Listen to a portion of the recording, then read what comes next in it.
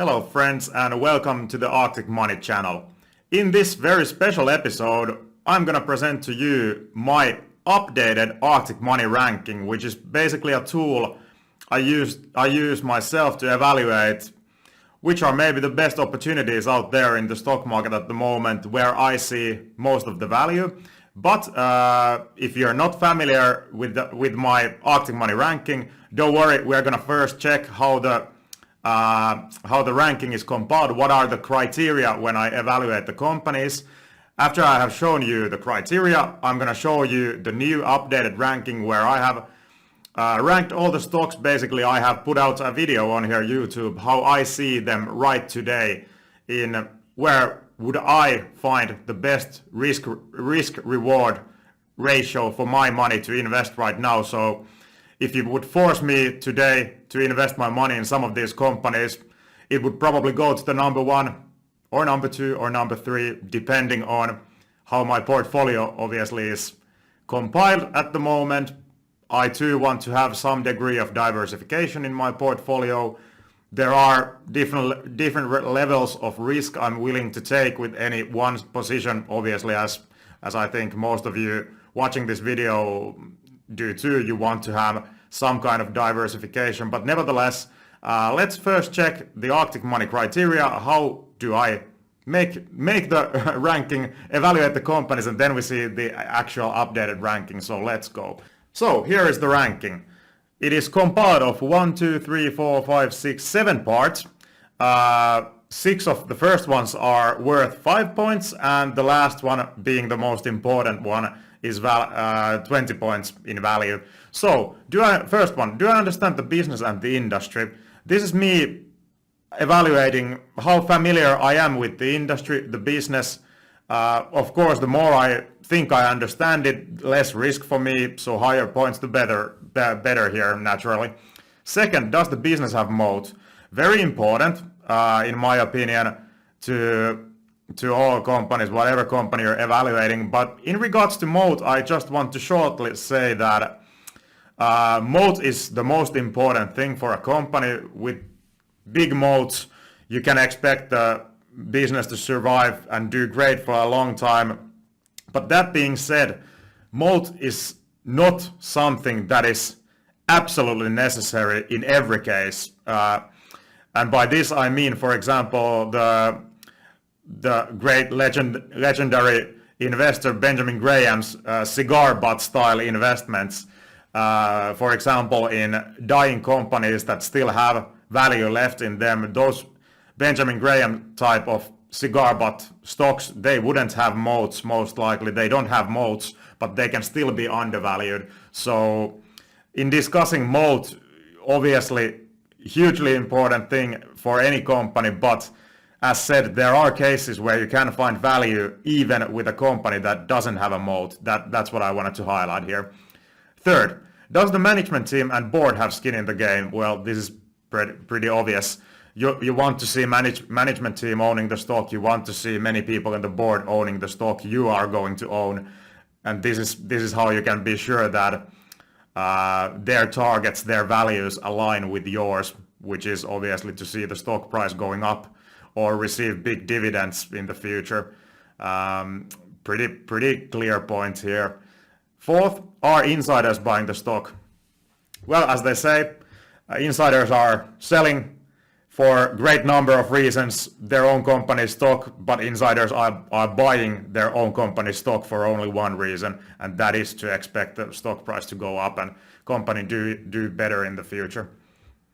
So that is why I want to see what are the insiders doing that can give you some clues of what is about to happen with the company. But yeah, something I wouldn't alone leave not so that I wouldn't invest in any company, or I would invest solely on basis of insider trading. Well, obviously not. That's just 0 to 5 points. Nice addition to making the decision whether to invest or not, let's say so. Then, are super investors buying or holding the stock? Well, this is I checked this data from dataroma.com website, and obviously when you see lots of successful investors owning the company you are planning to own or you own already. That gives you confidence that maybe I am on the right track here when the great names of investing are owning this company too. Then are people who I follow buying or holding the stock. This is the circle of people who I have been following for a long time and I value a great deal. So and value their opinions a great deal. So it's always nice to have some of these people investing in the same companies as you. That will build a little bit more up your conviction that maybe I am right with this investment I am making. It's surely nice to have people who you respect having same kinds of thoughts on the same companies you're probably owning in your portfolio. It gives you more conviction. So always I try to keep my mind open, listen to other people, because you can learn a lot from other people. That doesn't mean I will let other people dictate what do I invest in. No, by no means. But I do value other people's opinions to a great extent, as I think everybody should listen to other people. Then, finally, the most important point, 20 points, DCF, intrinsic value. The valuation of the company, is the stock undervalued, and I give from 0 points if it's hugely overvalued to 20 points if it's hugely undervalued. Pretty clear stuff. So this is Arctic Money criteria. This is how I evaluate every company I do a video on here on YouTube, and also I've probably done this to also companies I haven't yet done a video here on YouTube. I think this is a great tool, and I encourage every investor out there to create your own tools for your own investments, because this gives nice structure, nice clarity to make your decisions, and also a way to little bit, as we're going to next see, make a ranking out of what would be the best risk-reward ratio on any given stock company on your watch list. So I like these types of lists. I encourage everyone to make their own. It doesn't need to be the same I have here. This is just the one I have created during a long time, and I feel comfortable using it. I like it, but for you some other points might matter more or matter not at all. It is up to you. It is up about your investment style, but I think everyone should have some kind of a checklist to do investing. It helps you, I'm sure of that. So I encourage you to make an own one. But now you understand what is Arctic Money criteria, and this is how we give points to every company, total of 50. And now I'm going to show you the just yesterday updated ranking of all the stocks I have done a video here on YouTube. All of these have a video, so if you're interested in one company, go and check it out from my channel. There is video basically for every company on the list. But now let's turn to the ranking, and you can see it now on the screen right here. So I think I updated this last time during summertime, during summer, and back then Alibaba was still number one. Still high points for Alibaba, but it's not on the first place anymore. It's third only. So what has happened meanwhile is that, well, Alibaba stock price obviously had gone down already 2021 quite a lot. So it was cheap in the Q1, Q2 of this year. But as we have seen throughout the year, Alphabet and Meta platforms have gone down also in their stock price. So their valuation points developed to better levels. So Alphabet is the one I'm seeing best risk-reward ratio for me at the moment, and I can tell you that I have already started buying Alphabet when the price has gone down, and this ranking would suggest that I will continue doing it also in the future. It got best points out of all of these companies in my Arctic Money ranking criteria and ranking. So Alphabet number one, followed by Meta platforms.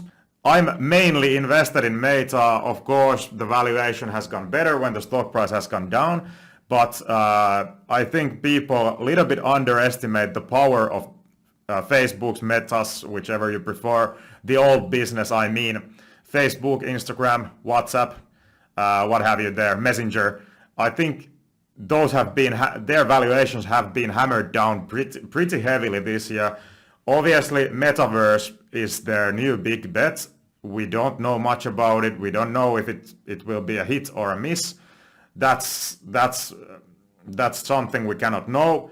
I see the situation so that Meta is of good value now at the moment, and if anything comes out of the Metaverse during the upcoming years, that's only a huge plus for the stock, should be. So I see value in Meta platforms myself. Then moving on to number 3, we have Alibaba, and that was the number 1. It's the biggest position in my portfolio still. We all know the story with Chinese stocks during the last 2 years almost now, I guess.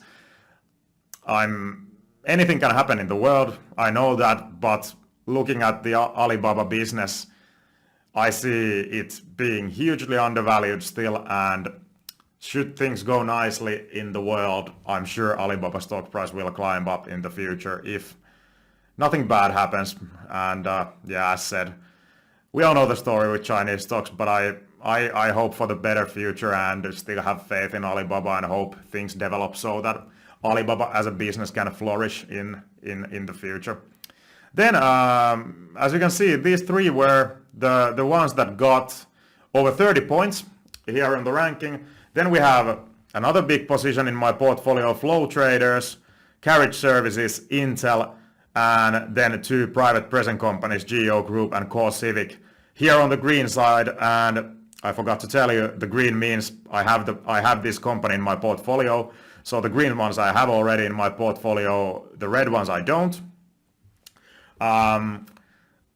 Maybe if you're interested in any of these, go and check a video on this. I have made video out of all of these and why I have invested in those. There are differing reasons why they don't score over 30 points now, but as said, of course, they are still in my portfolio. I see value in each of them. This is just how I see taking the Arctic Money criteria into account, taking into account the risk profile of the company. Obviously, that has a big influence on the final points. For example, if Alibaba would be company from United States, I'm sure it would be higher than Alphabet on the ranking, but it's not.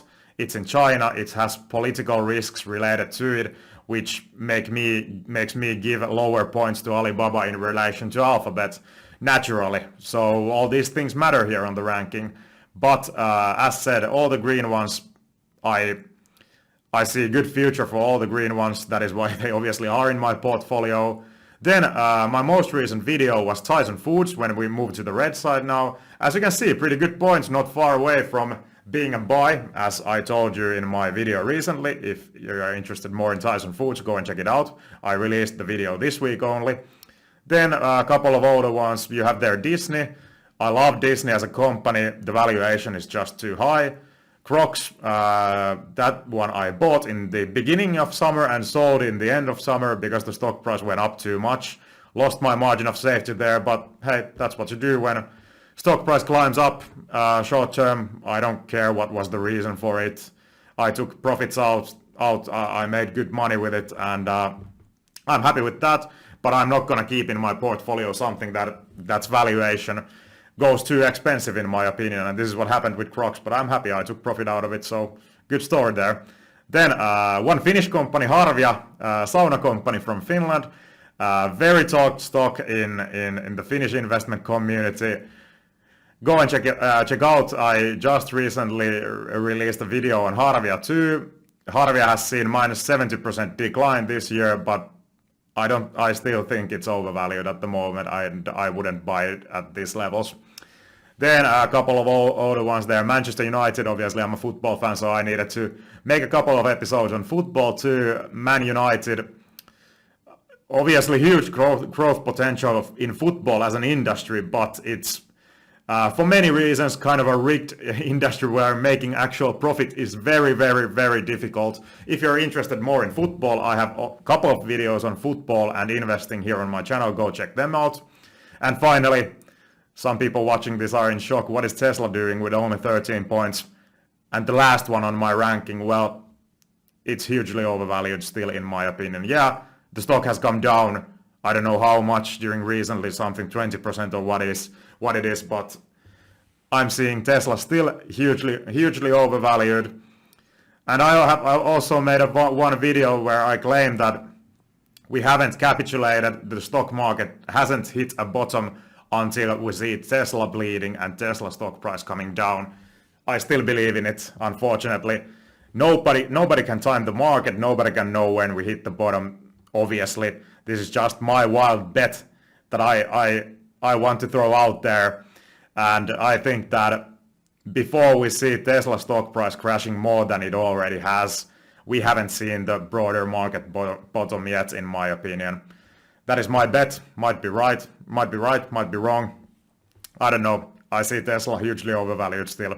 Future will tell, will I look really stupid now, or was I correct? But hey, this was my ranking. As said, many of these companies, I think all of them, I have made a video on my YouTube channel, so if you're interested in any specific, go and check that video. I will try to keep this ranking updated from time to time, but as you know, not much happens in stock market. We have had a wild year, obviously, and this year many things have happened in the stock market, but I'm thinking maybe updating this 2 times or 4 times a year so that I can show you that what is on top of my mind, what do I see being the best companies out there to invest my money only. And I want to stress this here in the end part of the video.